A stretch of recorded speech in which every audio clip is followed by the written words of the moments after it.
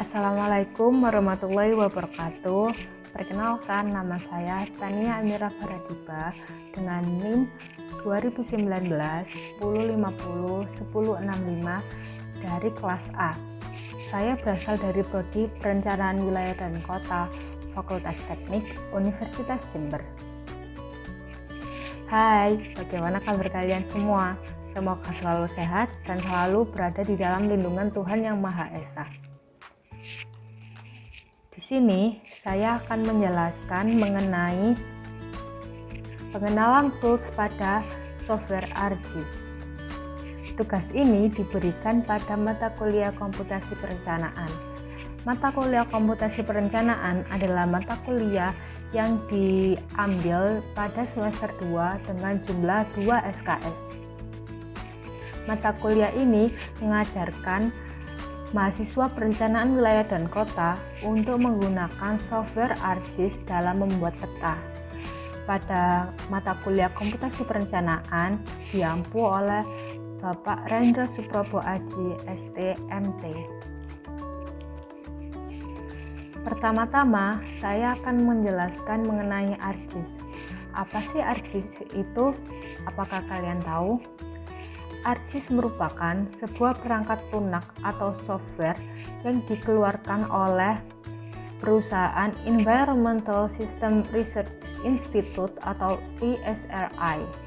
ESRI merupakan sebuah perusahaan yang berkecimpung di dunia geospasial. Apakah kalian tahu siapa saja pengguna ArcGIS? Pengguna ArcGIS antara lain yang pertama yaitu Professional GIS atau Sistem Informasi Geografis. Dan yang kedua yaitu digunakan oleh knowledge worker atau pekerja yang bekerja di bidang keilmuan.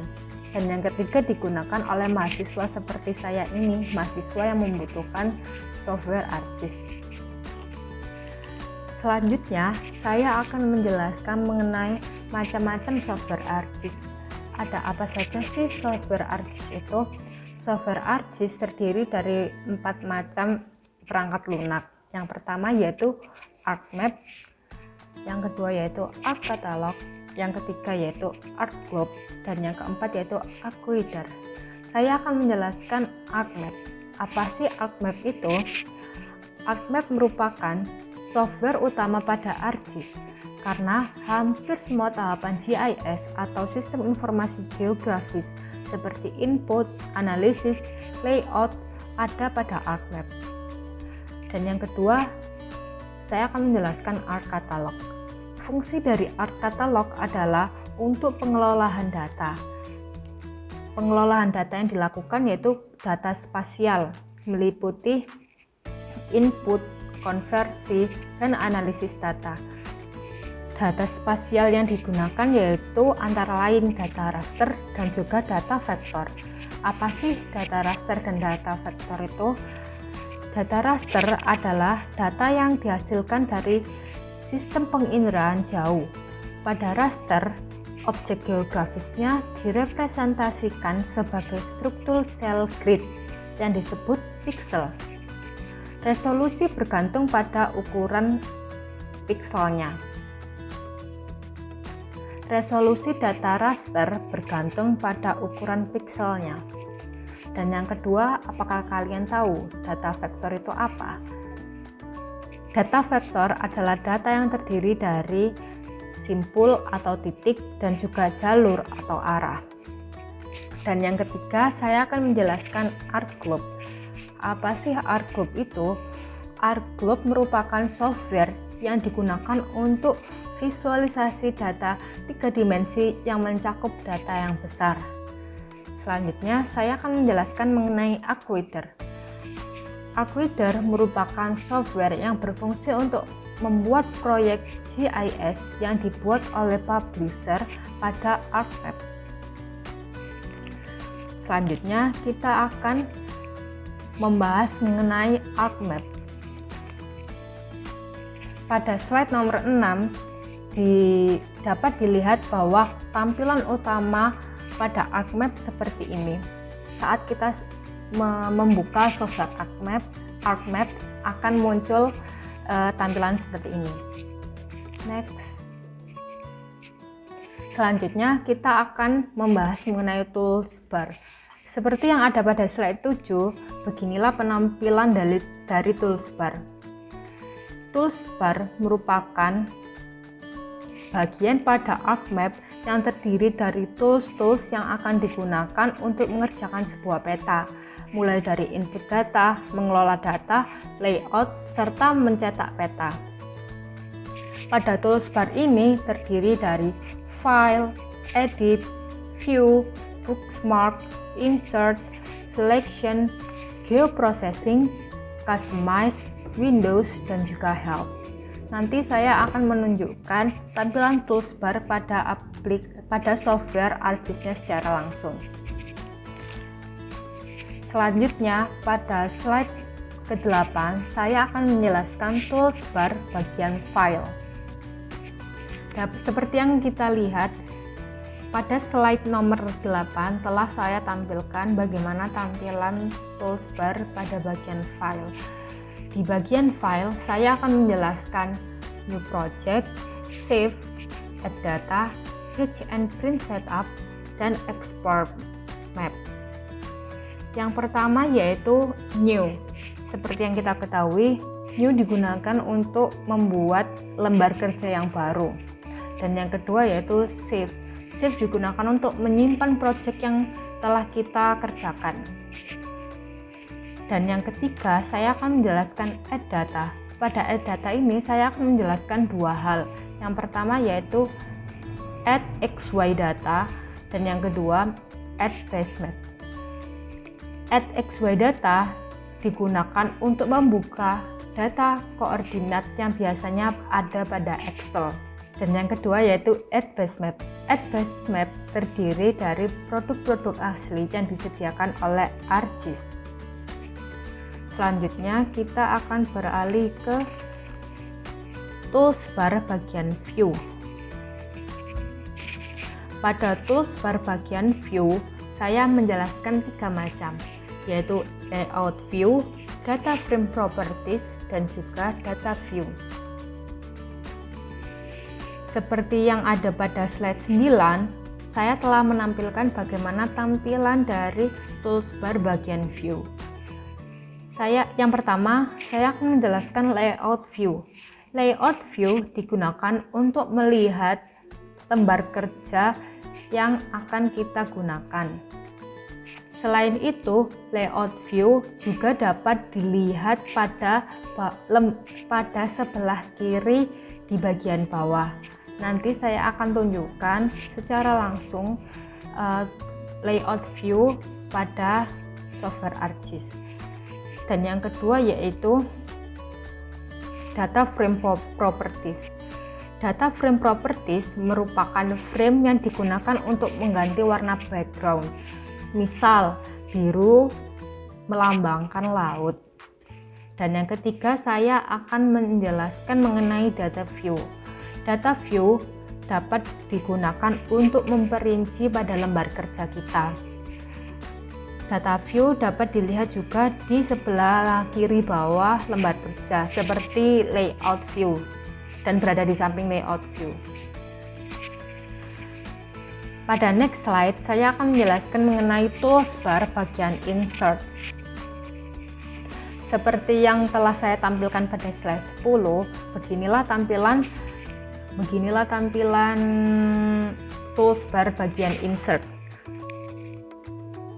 Pada bagian ini, saya akan menjelaskan 3 macam. Yang pertama yaitu Data Frame, yang kedua yaitu Text, dan yang ketiga yaitu Picture. Yang pertama yaitu Data Frame. Data Frame digunakan untuk mengedit data yang kemudian masuk ke Table of Content.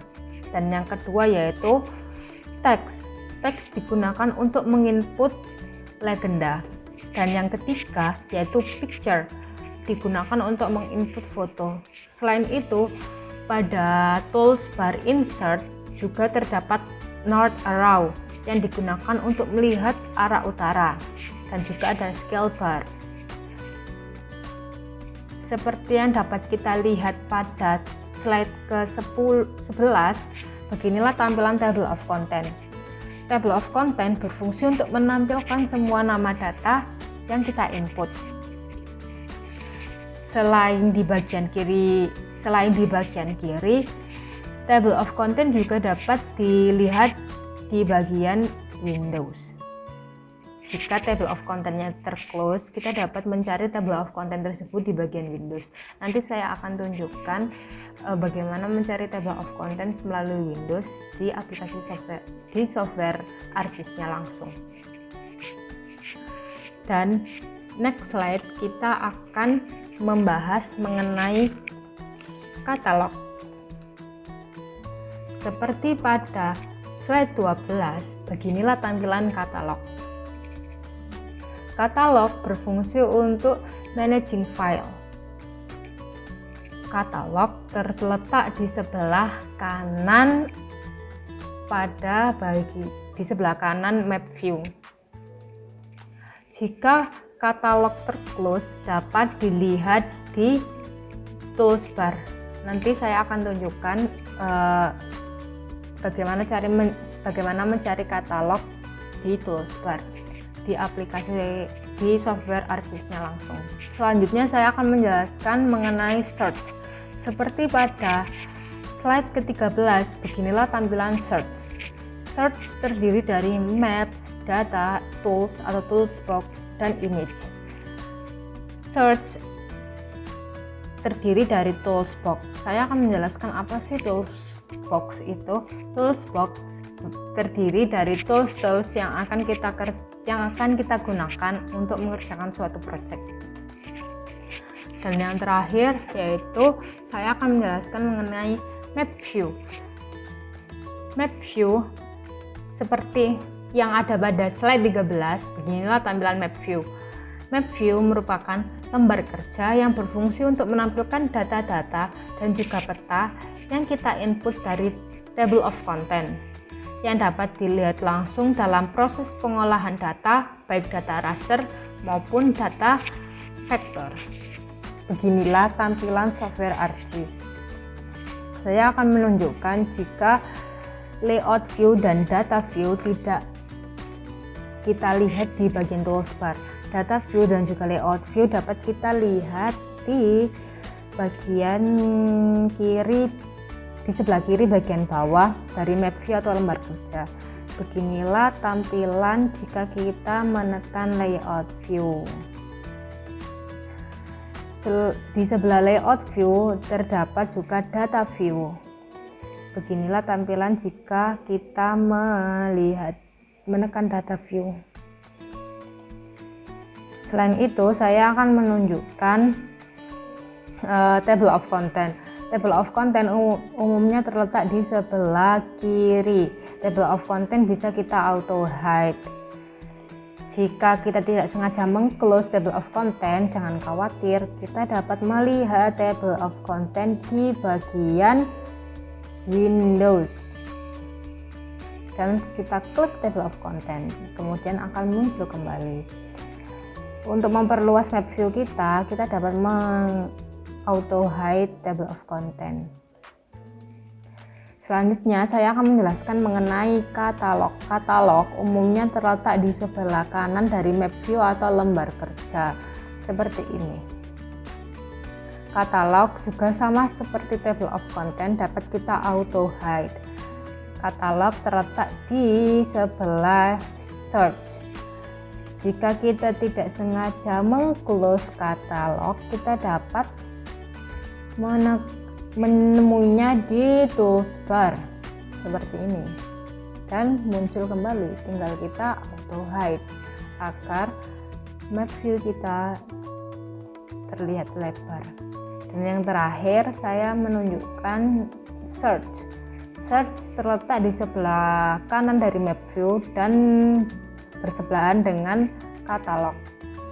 Sama seperti katalog dan table of content, search dapat kita auto hide. Tapi jika kita tidak sengaja meng-close search seperti ini, kita dapat menemukan search di bagian di bagian tools bar di dekat katalog dan akan muncul. Tinggal kita auto hide agar view kita lebar. Sekian dari saya. Apabila ada salah kata dan perbuatan, mohon dimaafkan dan semoga penjelasan saya cukup jelas. Sekian dari saya. Wassalamualaikum warahmatullahi wabarakatuh.